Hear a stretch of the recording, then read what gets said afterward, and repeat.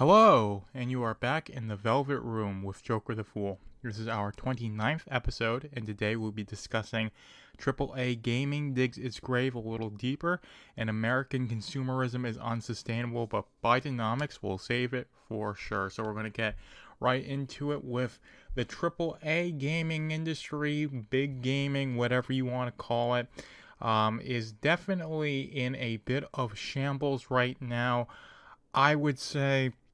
I'd say they simultaneously are and aren't, because gaming is this massive, huge market. It makes a lot of money, but a lot of that is in the mobile gaming market, the Candy Crushes of the world, the Call of Duty mobiles of the world, rather than the Call of Duty, the console version. The one that came out, Modern Warfare 3, the most recent one that's out, is actually getting outsold on Steam by an indie game, and that's one of the many issues that AAA gaming is facing, is that a lot of people are checking out from it, and I do think the big companies are aware of that. That's why they're pulling all these shenanigans. Like I saw recently, Ubisoft is putting ads in their single-player games now.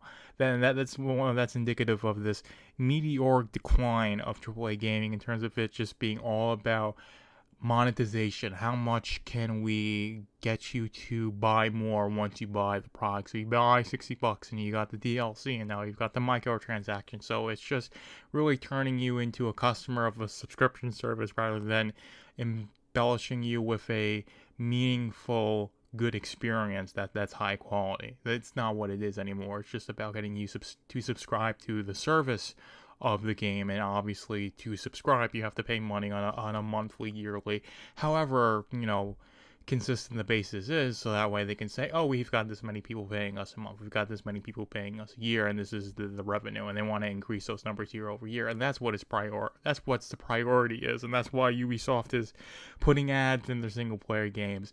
That's why Sony is remastering, quote unquote, The Last of Us Part 2. I think that's something that's actually going to happen. So it's stuff like this that is very indicative that the AAA gaming market is on the decline, because it got probably about as big as it possibly could be, and instead of using all that profit, that money that was made to make better, more engaging experiences, they're using it to try and milk gamers for all they're worth, viewing them as cash cows, trying to maximize how many whales there are, trying to get them to engage with microtransaction systems and make them just frustrating enough to get you to do that, but not frustrating enough to make you quit the game altogether. And that's where the time, the money, the focus group, the research is being done in these gaming studios, rather than making good quality products. And of course, everything in the AAA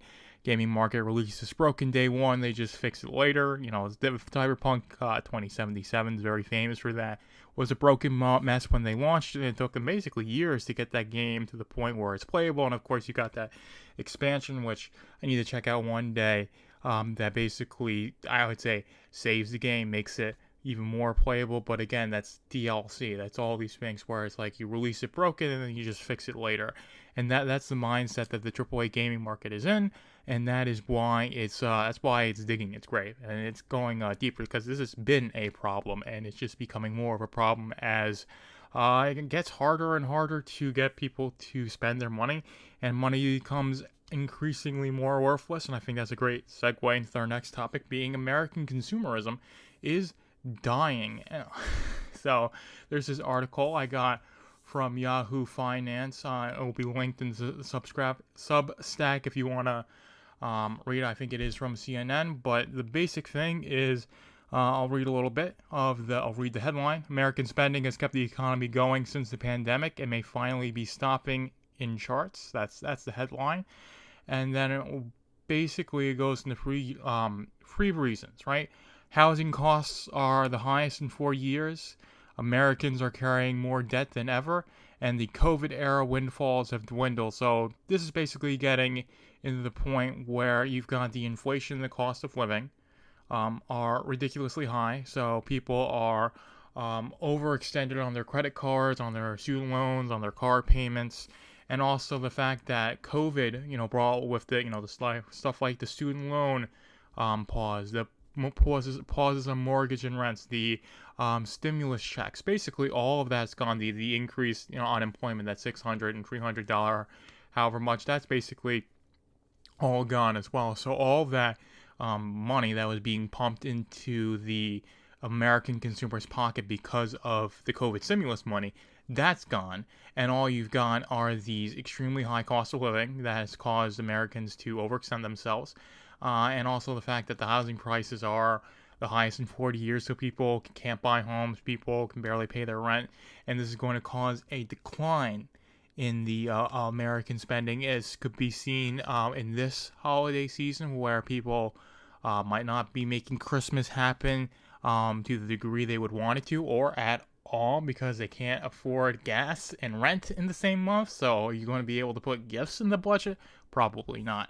But of course, the economy is collapsing in a lot of ways. We're in this stagflationary period. We're in this recession, even though they basically won't call it a recession. This is basically the point. Once they say, hey, we're in a recession, we're basically going to be at the tail end of that, and then we'll start the recovery process. I believe that's how it works. But anyway, even though things aren't too good right now, they are going to get better, and it's all because of Bidenomics, right? The history books are going to remember Bidenomics purely as a pejorative, negative term with how bad the economy has been since 2021 because of because the state has been operating the way that it has been. I don't think it would have been much better under Trump. A little bit better, but not much, right? But anyway, we are aware of the economy being in the state that it is. The Biden administration is also aware of that, so they're meeting together and trying to save it. I think they're talking about voting the Defense Production Act again to get to force producers to produce more, increase supply, and therefore decreasing prices. That's the intention. Now, this is the state meddling in the market, and that usually never ends well. I don't see it ending well here, but of course, this isn't the first time the Defense Production Act has been used post-COVID. Trump did it, I think it was sometime in 21, to get a lot of these like ventilators, PPE manufactured when there were shortages of that, and people said he had to do it, and then he does it, and people were going at him for it. I think he also did the same thing for meat packing as well, and people were coming at him for that as well. But now, of course, having a production board, engaging with the Defense Production Act, all these things. Now that the guy is doing it, it's got a E next to his name. It's all well and good. It's going to save the economy. It's going to make Bidenomics be something that people say and not laugh and and hang their heads in absolute shame at the state of the economy when they hear that word. So that is really what the plan is. For them, is to use the state to try and increase supply and then hopefully decrease prices. Is that actually going to work? I freaking doubt it. We are in a stagflationary period, and if the state got out of the way of the market, you would see this correction and things would get better organically over time, as long as we committed ourselves to saying, hey, let's try and rein in our expenses, let's try and be a little more reasonable on things. But people just want to buy, buy now, pay later. That's the mindset of the American consumer, and that's why they're in complete and utter shambles financially. And that's why it is all going to crash and burn, because it's all driven by debt from people who are living paycheck to paycheck, and it's completely unsustainable. And now the squeeze is getting even harder on them, and they're just going to tumble over going into sometime in 24. That's what this article is basically going into, is that people are going to pull back in on spending for a quarter or two after this. And is that going to recover?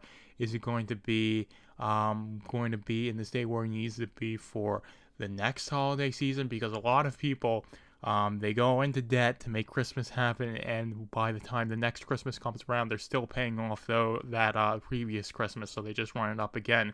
And if the cycle gets a bit too hard for people, you're going to have more bankruptcies, and you're going to have credit scores of people getting worse and worse as people start defaulting on their student loans, which is going to happen sometime within the next year with the way the SAVE program was working, and that on-ramp in terms of making payments. So you got a lot of economic factors for the average American that are very negative, and they aren't going to get better just because a bunch of dunderheads working for the Biden administration get together and say, producers produce more.